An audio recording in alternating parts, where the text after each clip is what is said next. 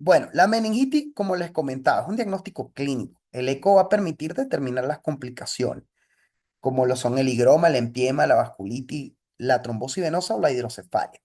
Y desde luego hacerles el seguimiento, que quiero que recuerden.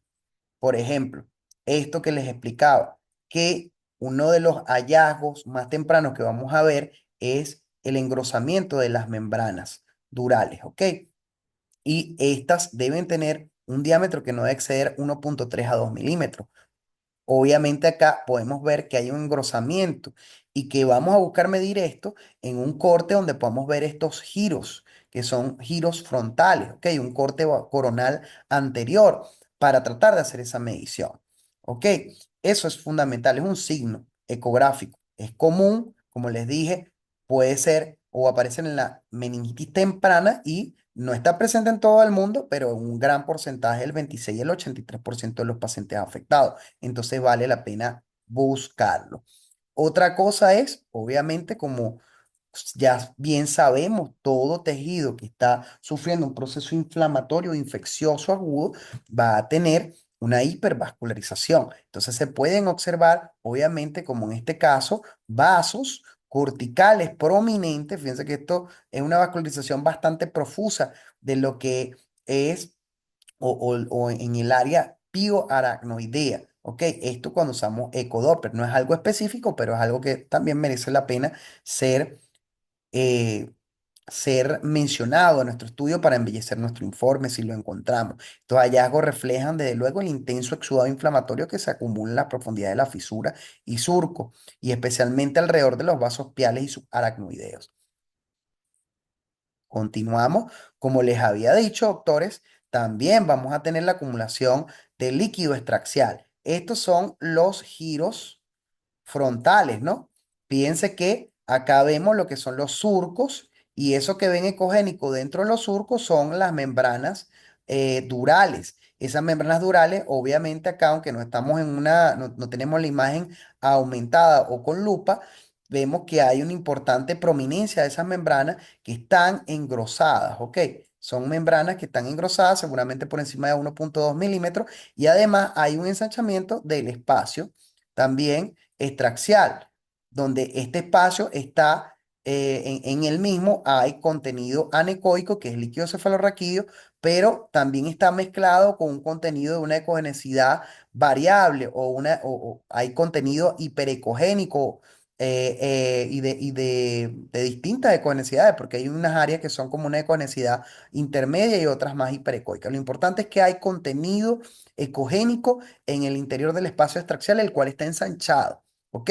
En un paciente que tiene engrosamiento de las membranas durales, que si esto lo complementamos con clínica del paciente, nos hace sospechar más en meningitis. Representan esto específicamente lo que es un derrame subdural reactivo por la inflamación. Hay una inflamación y eso me genera ahí esa acumulación de líquido con contenido o sin él, porque este líquido también puede ser anecoico. Cuando es ecogénico, nos preocupamos un poquito más porque pudiera haber allí una colección purulenta. Entonces tenemos que hacer el diferencial. De hecho, esa colección purulenta puede avanzar a algo más grave, donde hay la acumulación de líquido extraxial, este, que puede eh, avanzar ya a un contenido purulento ya bastante, bastante claro, bastante específico, como acá. Fíjense que esto ya es una colección purulenta dentro del espacio extraxial que está ensanchado con un engrosamiento característico de las membranas durales. Esto ya es meningitis bacteriana hasta que se demuestre lo contrario. Inclusive aquí pudiera haber un empiema acá a este nivel. ¿Ok? Lo hay, de hecho, en este caso. Fíjense acá el engrosamiento y ahí el contenido ecogénico. Déjenme quitar esto que está tapando un poco. Este contenido ecogénico, acá vemos el ensanchamiento de lo que es el espacio extraxial y vemos el contenido ecogénico dentro de ese espacio. Inclusive aquí hay un contenido de menor ecogenicidad fluctuante y el importante engrosamiento de las membranas durales. Esto ya es una infección franca con contenido purulento dentro del espacio extraxial. ¿Ok? Ya esto pinta con mayor gravedad para el paciente. De hecho, está descrito que en la respuesta al tratamiento puede monitorearse, o una de las cosas que nos ayuda a ver la respuesta al tratamiento, aunque no está estandarizado, es que vemos que esto se va limpiando a medida que vamos haciendo los controles ecográficos, si está respondiendo bien a la antibiótico terapia o al tratamiento indicado. Asimismo, obsérvese que en la meningitis podemos tener también una ventriculitis. Hay una inflamación de los ventrículos, ¿ok? Que van a afectar al epéndimo, el cual se va a ver como en este caso, el epéndimo es esa membrana que está pegadita, adosada allí, que tapiza a los ventrículos. Fíjense cómo está bastante gruesa y ecogénica.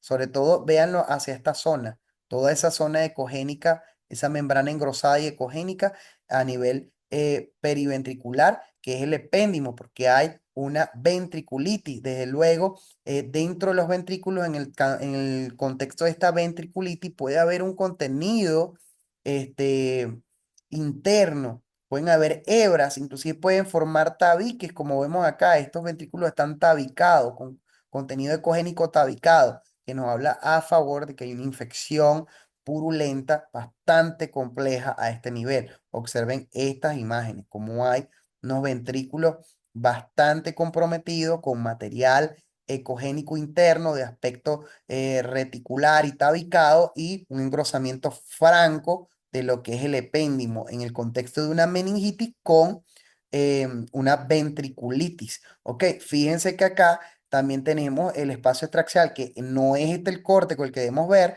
Acá nosotros debemos cambiar el transductor a un lineal y ver en forma ampliada el espacio extraxial a nivel de los giros frontales, seguirlo para verificar si no hay, aplicar Doppler, para verificar si no hay una trombosis del seno longitudinal superior, que también puede ocurrir en el contexto de una meningitis, y también verificar la presencia de contenido ecogénico dentro de un espacio extraxial dilatado o incrementado o ensanchado. Vean acá la ventriculomegalia con contenido en el interior y diferencien, por eso es que el entrenamiento de los imagenólogos es a través del ojo. Esta es la única especialidad donde usted lo que tiene que entrenar es el ojo, no más nada. A menos que vaya a ser intervencionista. Y luego se entrena viendo y viendo imágenes todos los días, en la práctica y en la teoría. Vean acá la diferencia de este contenido con lo que es el plexo coroideo en sí, la diferencia de la ecogenicidad. No confundir esto con el plexo coroideo, que es el que vemos acá, ¿ok? Y una importante dilatación ventricular. Acá vemos el tálamo, pudiéramos sacar desde este punto hasta acá, el índice tálamo occipital fácilmente, ¿ok? Bueno, otra cosa que puede pasar aún más grave es que haya en el contexto de la meningitis una afección lo que es, de lo que es una afección intraxial, ya a nivel de lo que es la región córtico subcortical, donde vamos a tener ya esto en el contexto de una cerebritis o encefalitis. Se han descrito que hay áreas de conectividad cerebral anormal en el 12 al 65% de los lactantes con meningitis bacteriana, y esto es más grave, y pueden ser focales o difusas como esta. Vean acá todas las zonas hiperecogénicas difusas y focales a nivel de lo que son los cortes coronales y axiales de este paciente.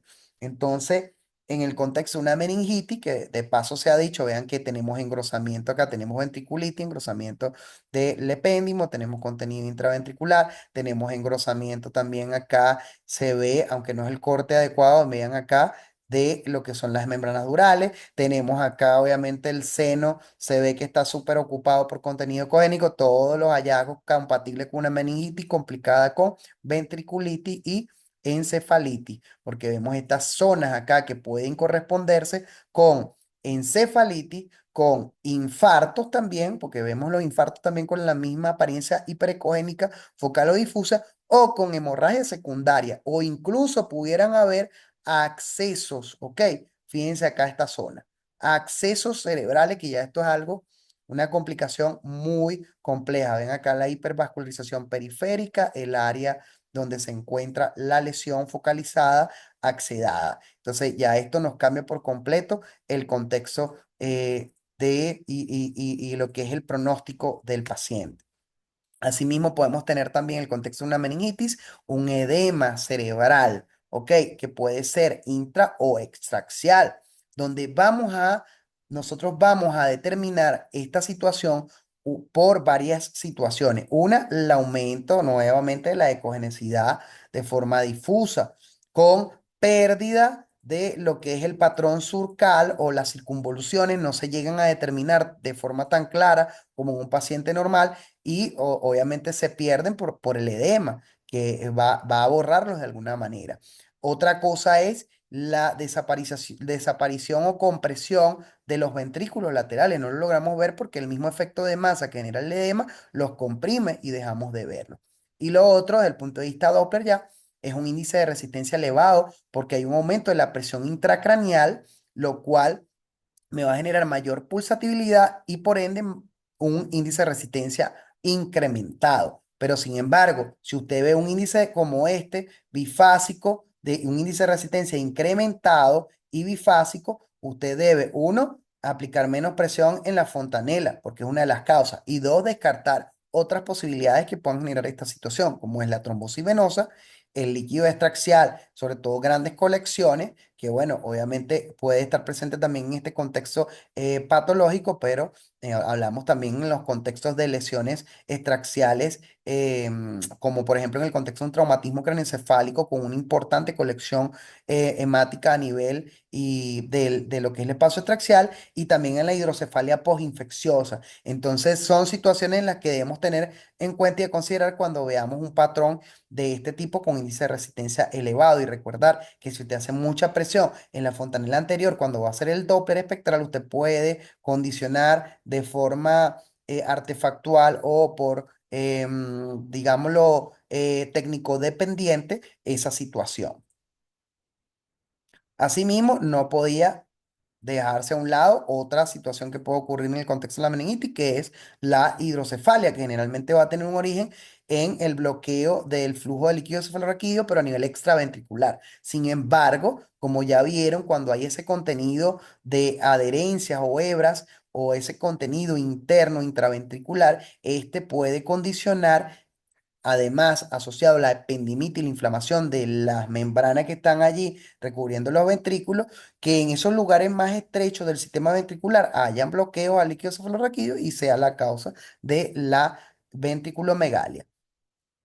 Bueno, esto ha sido todo por hoy. Espero haya sido de su agrado la clase. Nos veremos próximamente ya abordando otros temas de esta interesante serie de masterclass en actualización. La única manera de mantenernos constantemente avanzando y incrementando nuestras habilidades y entrenando nuestro ojo es esta y bueno, la práctica diaria en nuestro servicio clínico. Éxito y bendiciones a todos. Nos vemos pronto.